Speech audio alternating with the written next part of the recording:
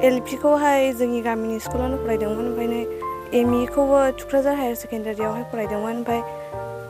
दा matric pass जानानैहायबो आङो HS खौहाय थुक्राझार हायार सेकेन्डारि स्कुलावनो फरायदों ओमफ्राय नै दा रिजाल्ट मोनबाय ओमफ्राय आंनि रिजाल्टआ दा आंनि लुबैनाय बायदिनो मोनदों आरो बेसेबां मोनदों पार्सेन्टेज 78.2 मा मा साबजेक्टआव लेटार मोनदों MIL एडभान्स बड'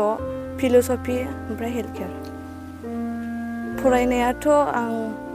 टाइम टेबोलखौ खालामनानै लायोमोन खिन्थु टाइम टेबोल बायदि आं खारनो हायामोन आरोखि बेनि थाखायनो आं जेब्लानो सम मोनो जेब्लानो गोसोआव थायो अब्लानो फरायोमोन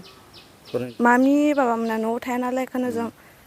न'नि बिदिनो जानाय लोंनाय ओमफ्राय ओरैनो न'नि फिसा फिसा खामानिखौ मावोमोन आरो मेट्रिक पास जाना साइन्स फरायनो गोसो जादोंमोन होननाय खोनादों नंगौ नामा गोसोआथ' एसे दंमोन ओमफ्राय न'खरनि फेमिलिखौबो नायनांगौ जाहैबाय ओंखायनो दा मा फरायनो गोसो जादों नोङो दाथ' आं डिग्रि लानो सानदों बबे कलेजाव मा साबजेक्ट लानानै फरायनो गोसो जादों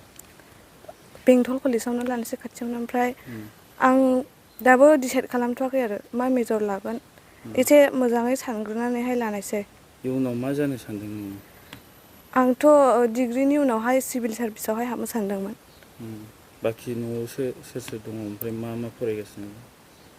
न'आवथ' मामि बाबा ओमफ्राय बिब' सासे बिनानाव सानै बिब'आ BA फरायगासिनो 4th सेमिस्टार ओमफ्राय बिनानावा सासे 10 ओमफ्राय सासे 9 बे मिडियानि गेजेरजों आं बेखौनो फोरमायनो सानोदि जोंनि 2 नं थुक्राझारनि मोनसे आर्थिक अबस्थायाव एकदमबारे अभाबि आरो बे न'खरनिफ्राय थुक्राझार हाई सेकेन्डारिनिफ्राय एग्जामखौ लिरनाय जादोंमोन दा बे एग्जाम लिरनायाव मिस माजनि बरगयारी बिथां सिस्टारा गोबां खस्थ'जों गोबां गोसो होनायजों फरायनानै मोनब्रै साबजेक्टआव स्टार लाखिनाय जादों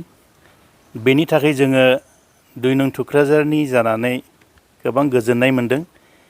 आरो न'खरनिसिम बेखौहाय जोङो हामबायहोनाय जासिदों मानो होनोब्ला बेबायदि गोरिब अबस्थानिफ्राय खस्थ' खालामनानै बेबायदि मोजां मार्कजों पास जानायखाय जोङो गामिनि जानानै बिथांमोनखौ न'खर आरो जाय बेक्तिया मोनब्रै लेटार लानानै पास खालामबाय बिथांखौ आङो हामबायहोदों दा न'खराव बिथांमोना साब्रै आरो देरसिना BA फरायगासिनो दं आरो दा बावैसो रिजाल्ट मोननाय बियो फार्स्ट डिभिजन मोनब्रै स्टाराव पास खालामनाय जाबाय दा बे फरायलांगोनाव बिनि लाइफ एबा गोजौ थाखोआव फरायलांनायाव बिथांमोननो गोबां बेबायदिनो रांखान्थिनि बेलायावहाय उसुबिदा जानानै थादों बेनि थाखायनो दानि सोलिबाय थानाय BTR गभर्नमेन्टनिफ्राय नङाब्ला सोरबा अनसायनायजों बिथांमोनखौ रांखान्थिनि बेलायावहाय फाइनान्सियेलि बेलायावहाय एसे सहाय होयोब्ला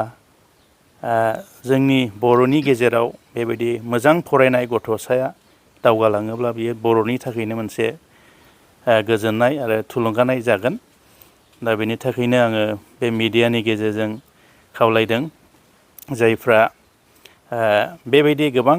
जोंनि बर'फोरनि गेजेराव रांखान्थिनि बेलायाव गोबां धनिफोर दंसै बे धनिफ्रा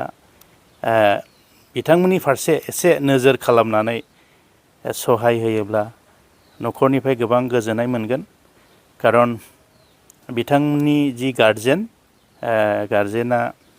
सानफ्रोमबो बेबायदिनो हाजिरा मावनानै न'खरखौ सोलिनो गोनां जायो बेल' नङा बिनि परिबाराबो बेबायदिनो गुबुननि न'फ्राव थांनानै खामानि मावनानै फिसाफोरखौ फोरोंगासिनो दङ दा आङो बेखौनो मिजिंथिदों अननानै जायफ्रा बेबायदि गोसोआव बेबायदि अननायफोर दङ बे अननायखौ बिथांमोननिसिम होयोब्ला आङो खुब गोजोनगौ आरो न'खराबो बेबायदिनो बे सहायफोरखौ मोनोब्ला बिथांमोना गथ' फोरोंनायाव आरो साब्रै गथ' फोरोंनायाव बेयो मोनसे गेदेर सहाय जागोन होननानै आं बिसास खालामनानै बे सुंद' बुंनायखौ आं बेयावनो दोनथ'नाय जाबाय।